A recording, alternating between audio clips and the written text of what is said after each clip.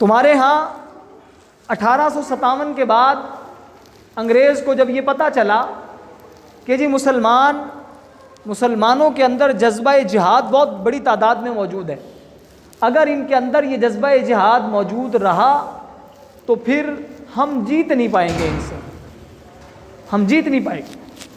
انہوں نے کیا کیا؟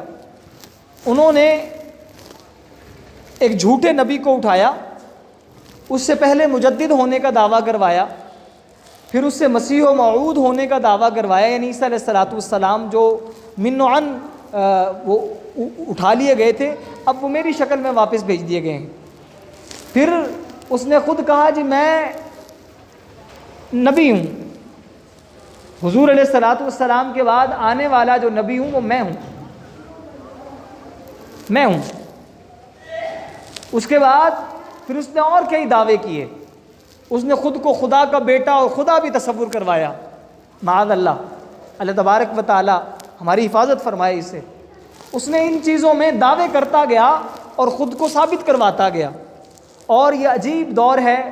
ہمارے استاد جی تھے مولانا ابو ذر رحیل صاحب، اللہ تبارک و تعالی ان کے علم عمر عمل میں برکتیں عطا فرمائے، اور ان کی زندگی میں ان کی ہر معاملات میں بہتری عطا فرمائے۔ بڑی اچھی بات فرمایا کرتے تھے، بس بیٹھے قدرتی وہ بات یاد آ گئی۔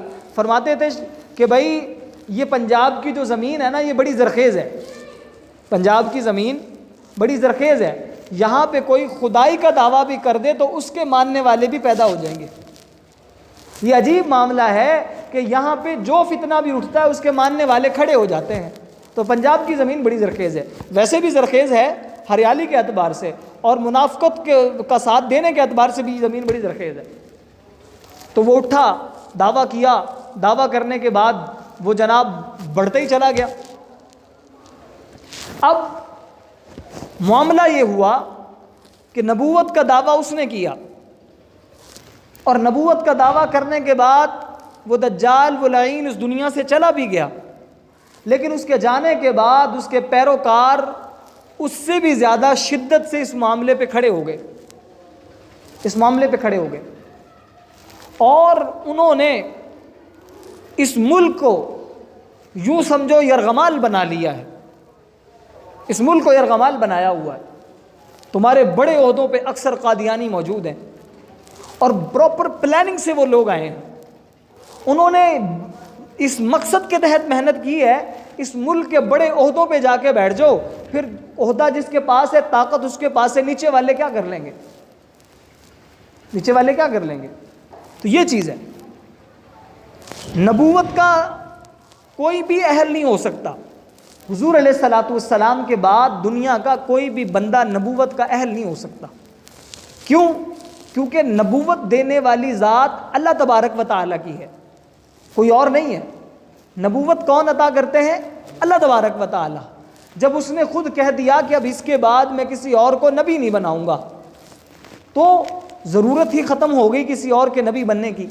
اور اگلی بات یہ ہے کہ نبی تب آتے ہیں جب کہ پہلا نبی کوئی کسی کام کو ادھورا چھوڑ جائے، یا پہلا نبی دوسرے نبی کے بارے میں یہ بات کہہ کے چلا جائے کہ میرے بعد فلاں نبی آنے والا ہے۔ جیسے عیسیٰ علیہ السلام نے کہا تھا نا، مبشرا برسول یاتی من بعد اسمہ احمد، کہ میرے بعد ایک نبی آنے والا ہے، میں اس کے بارے میں تمہیں خوشخبری دے کے جا رہا ہوں، اس کا نام محمد ہے، وہ میرے بعد آنے والا ہے۔ حضور علیہ السلام وہی خوشخبری بن کے اترے۔ اگر اور یہ چلتا آیا ہے، انبیاء اپنے بعد آنے والے نبیوں کے بارے میں بتا دیا کرتے تھے کہ میرے بعد فلاں نبی آئے گا، اور جب وہ آتا تھا اس کی نشانیاں بتلا دی جاتی تھی۔ جب نشانیاں بتلا دی جاتی تھی تو لوگ من و عن ان پہ عمل کر کے آگے بڑھ جایا کرتے تھے۔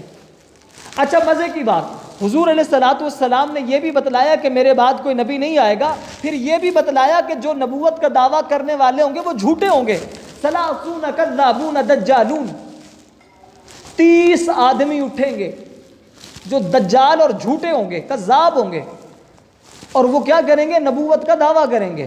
ہر ایک ان میں سے یہ کہے گا میں نبی ہوں، لیکن میری یہ بات پلے باندھ لو کہ وہ جو آنے والے ہوں گے وہ نبی نہیں ہوں گے، وہ جھوٹے ہوں گے۔ اس بات کو کرنے کا مقصد کیا تھا؟ میرا ارادہ ہے 2 3 4 جمعوں میں بڑی تفصیل سے اس حوالے سے بات کی جائے، بڑی تفصیل سے۔ لوگوں کو اس کے بارے میں آگاہی ہی نہیں ہے۔ ایک تو ہے نا ان پڑھ لوگ ہیں، سیدھے سادے لوگ ہیں، پڑھے لکھے لوگوں کو اس کے بارے میں آگاہی نہیں ہے۔ میں اس کی زندہ مثال، میرے جاننے والے ہیں، میں نام نہیں لوں گا ان کا، پڑھے لکھے ہیں، ماسٹر کیا ہوا انہوں نے، ٹیچر ہیں، وہ کہنے لگے شہباز صاحب یہ قادیانی وہی ہوتے ہیں نا جو سبز پگڑی باندھتے ہیں۔ اور میں نے کہا نہیں اللہ کے بندے، سبز پگڑی جو باندھتے ہیں وہ قادیانی نہیں ہوتے، وہ تو قادری ہوتے ہیں۔ کہتا میں ان کو قادیانی سمجھتا تھا۔ میں نے کہا کمال ہے یار، اس ملک کے رہنے والے بندے کو قادیانی اور قادری جو کتنا بڑا جو ہے ایک سلسلہ ہے، طریقت کا، سلوک کا سلسلہ ہے، کتنا بڑا سلسلہ ہے، تو نے جناب پکڑ کے ان کو قادیانیوں سے ملا دے، یہی نہیں پتا ان کو۔ اور بھی بے شمار باتیں جب میرے سامنے آئیں، پھر مجھے اس بات کا شوق پیدا ہوا کہ ختم نبوت کے حوالے سے بڑی تفصیلی باتیں لوگوں سے کرنے والی ہیں، تاکہ اب یہ باتیں کرنے کا مقصد کیا ہے؟ یہ اس لیے نہیں ہے آپ یہاں آئیں اور سن کے چلے جائیں، ٹھیک ہے جی مول صاحب نے 2 4 باتیں کی تھی بس ٹھیک ہے، نہیں، توجہ سے سنیں، سننے کے بعد اپنے گھر والوں کو یہ باتیں بتائیں، اپنے گھر والوں کو یہ باتیں بتائیں۔